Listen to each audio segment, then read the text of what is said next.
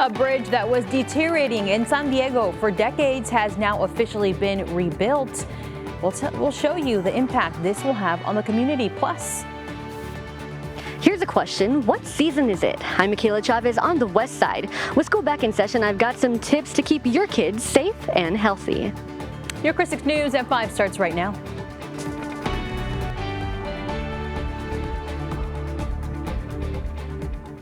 Well, good evening and thank you for joining us. I'm Clara Benitez Cortez. And I'm meteorologist Stephanie Lauber.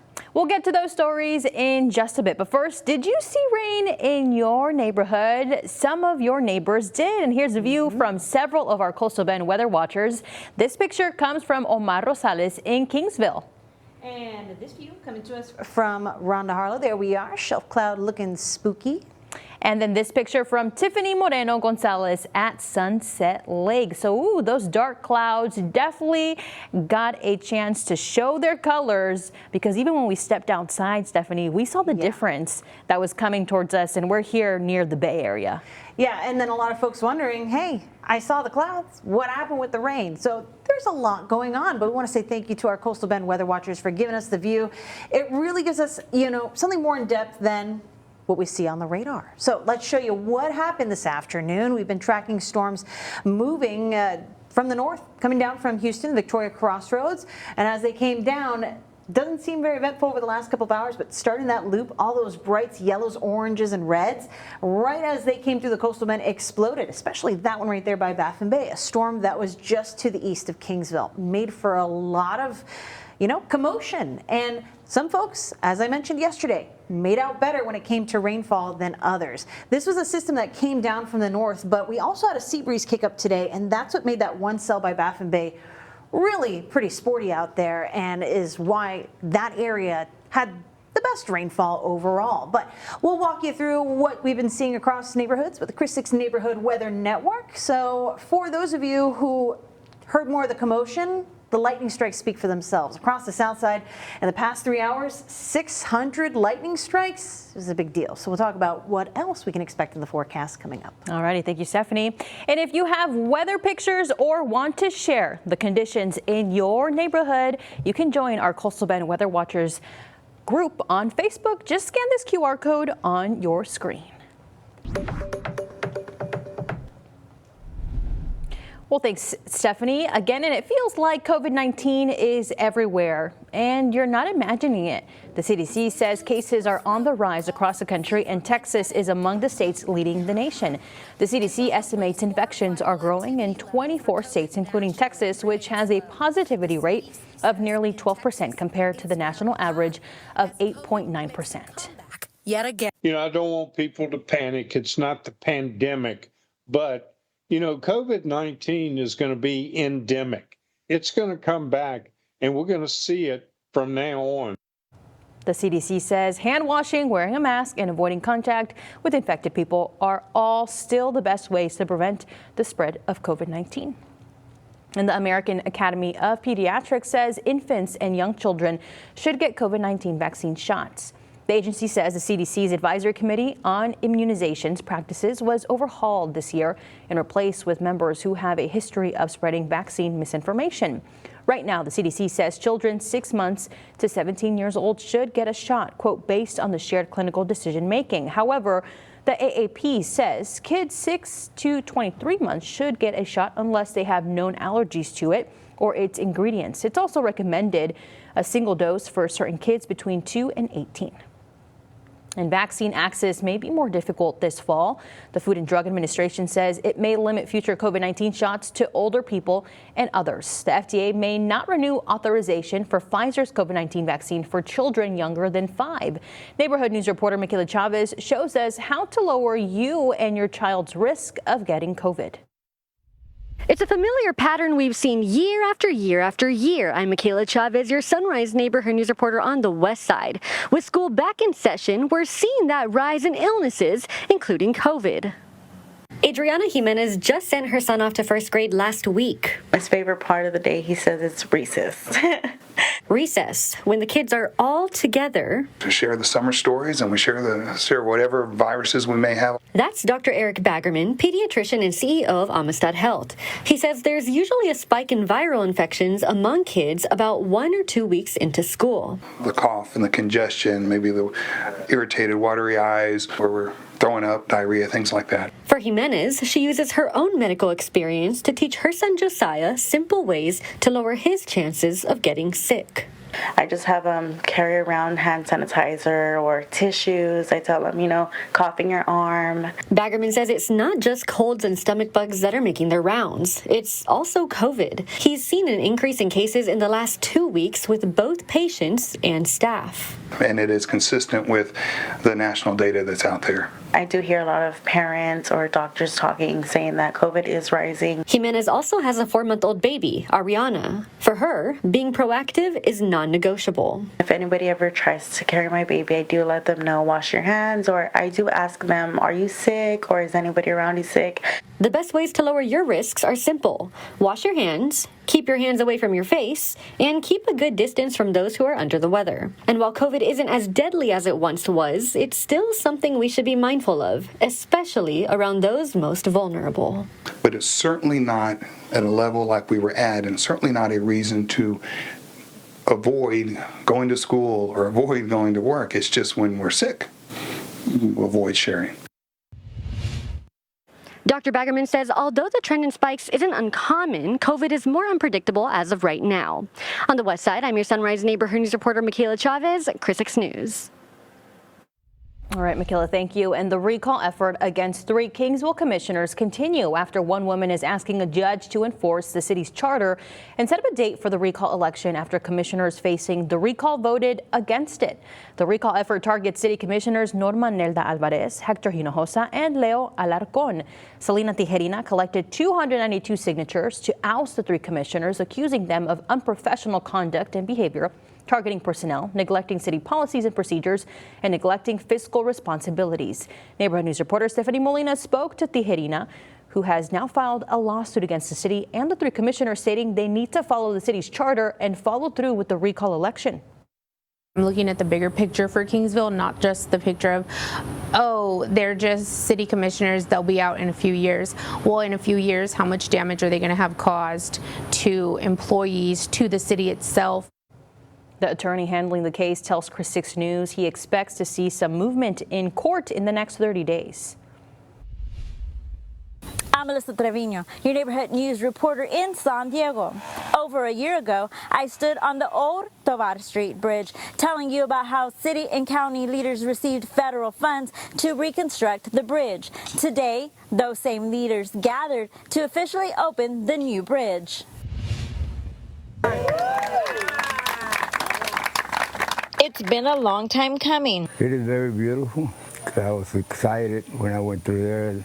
It made me feel good. Neighbors like Roberto Reyes are glad to see the new Tovar Street Bridge finally open. He moved here 2 years ago, just before construction started. It was messed up because when I go through there with the scooter, there's a lot of cuts in the middle that bounces. In April of last year, I showed you just how bad the old bridge was. Gaps could be seen while the fence barely held on. The bridge was needed already, and we're glad to all them people that work with San Diego, trying to get everything going. I spoke with San Diego Mayor Sally Lichtenberger last year and followed up with her about this project and the Highway 359 project. Everybody complains about our streets. I mean, I drive them, our city council drives them, and we know it's a headache for everyone. The more than $2 million cost for both projects paid off in the end as the community gathered for the grand opening of the bridge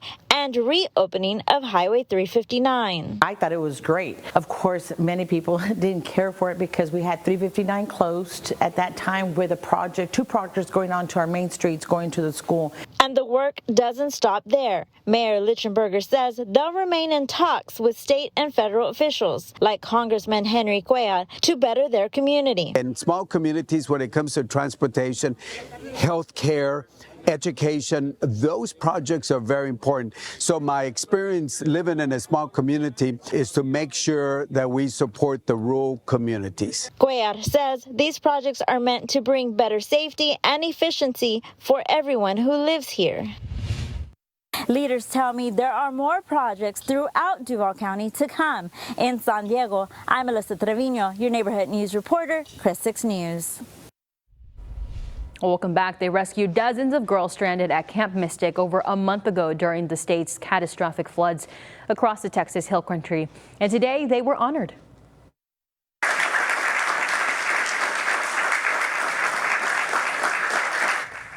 Well, Mayor Paulette Guajardo presented the Medal of Civic Honor to the air crew and rescue swimmers from Air Station Corpus Christi. Scott Ruskin, Blair Ogojifor, and Ian Hopper helped rescue over 160 girls. It's the highest civilian honor in the city. Crew members received a standing ovation for their service. This is Veterans in Focus, sponsored by the Heil Law Firm, battling for justice, winning for the community. Well, sweat, strength, and service united our community in a workout that meant more than fitness.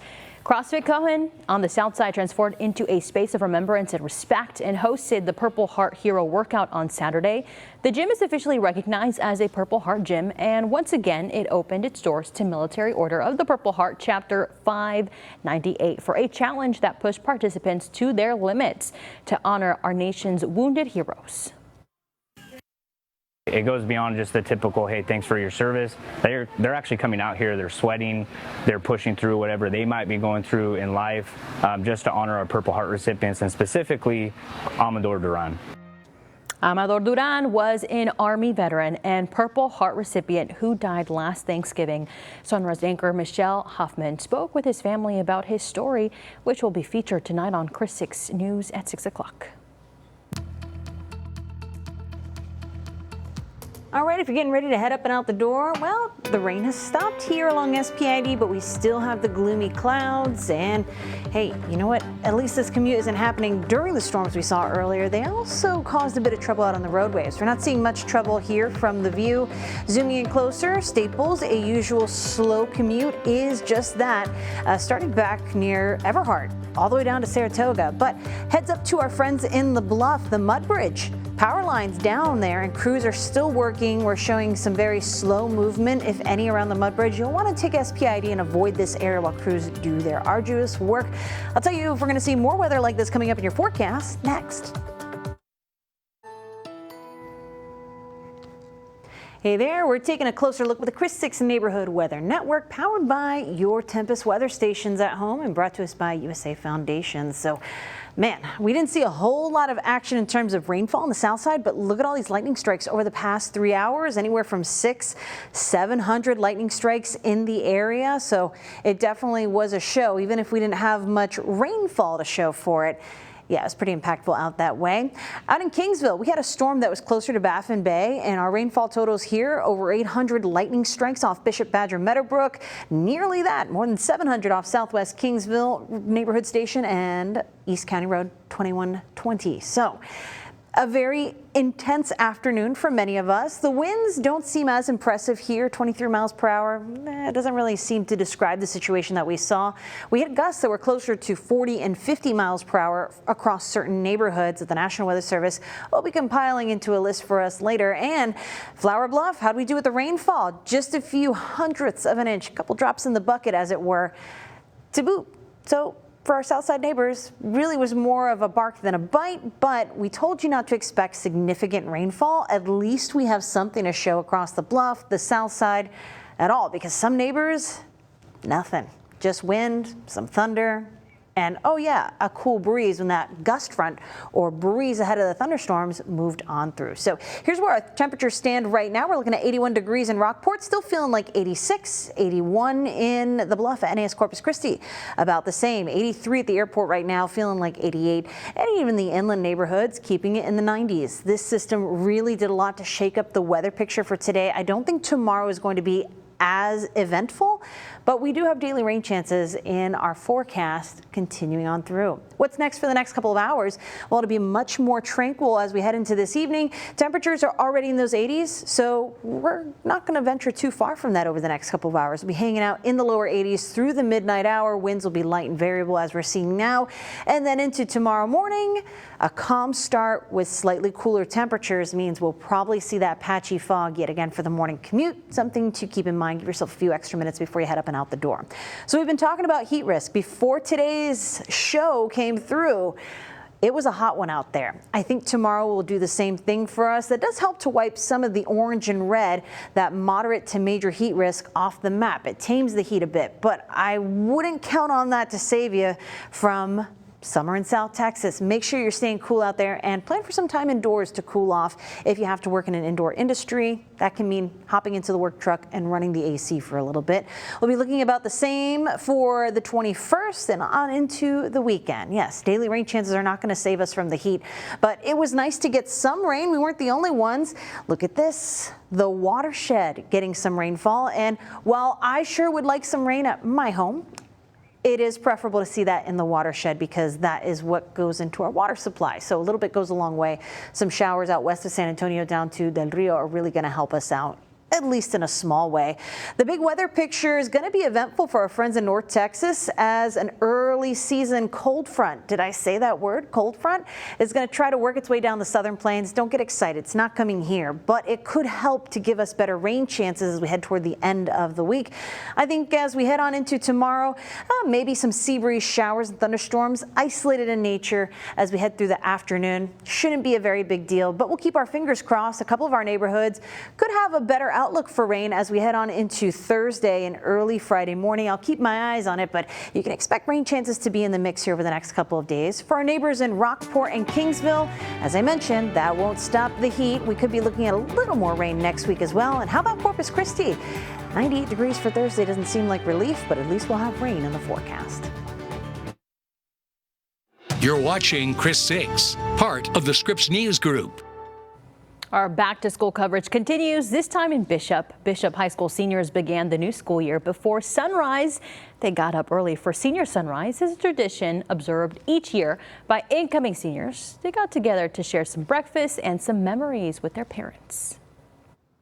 I'm Tyrese Boone, your Bishop Neighborhood News reporter. Bishop CISD is joining other districts in investing into top-tier facilities. This new performance center will give students the space to train and to perform, no matter the weather. Driving through Bishop, you'll notice a new addition coming to the Badger community. They have a picture in the front of what it's supposed to turn out to be, and honestly, I think it's really cool. This is what the new Bishop Badger Student Performance Center will look like, and many say it's one of a kind. Down Highway 77, we're going to be the first one with indoor facilities. Athletic Director Mike Davila showed me how construction is going. He says the facility will also include a turf field for anyone who may need it. It's going to be a building of multi-use. We want all of our students to use it. A science class has got to do a project. They can go in there. An athletic team that needs it, they can go in there. This space will also be a safe haven for practices and events if they need to go inside from extreme weather conditions. Because sometimes, like during the spring, it gets super hot.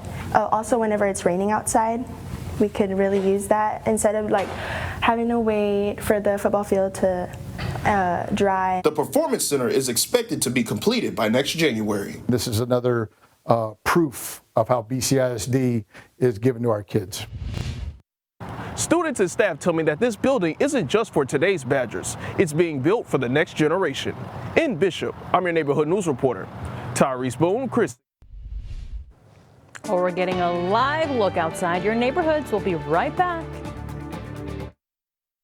You're watching Chris 6, part of the Scripps News Group. Welcome back. Chris 6 News has teamed up with the Gulf Coast Humane Society for the Clear the Shelters initiative. All this week, we'll feature some of the pets that you can bring home today. We want to introduce you to Chevy. Chevy is a 2-year-old female terrier. Makes she's so cute and so sweet. She's a loving girl with a big heart. She loves spending time with her people and going for walks, playing in the yard, or just relaxing. And if you would like to meet Chevy, head on over to the Gulf Coast Humane Society located at 3118 Cabaniss Parkway. We've been showing everybody cute pets this entire week. So hopefully Chevy finds a forever home. And a Thunder Buddy, because sometimes our pets don't like this kind of weather. No, absolutely not. Not my pet. No. But hey, we had more bark than bite, as I was calling it, because there was thunder and lightning. Not everyone saw as much rain, though. Here are some radar estimates shown in the colorful markings on the map. A lot of rain to the north of Baffin Bay, it seems, but Kingsville, not so lucky. We have daily rain chances over the next couple of days. Some neighborhoods will be luckier than others, but I continue to press the point. We're not going to see significant rainfall here, or we likely won't over the next couple of days. And next week is looking to be slightly cooler. Temperatures in the middle 90s. An improvement. All righty, everybody. Well, thank you so much for joining us. We will see you here back at 6 o'clock. See you then. Have a good one.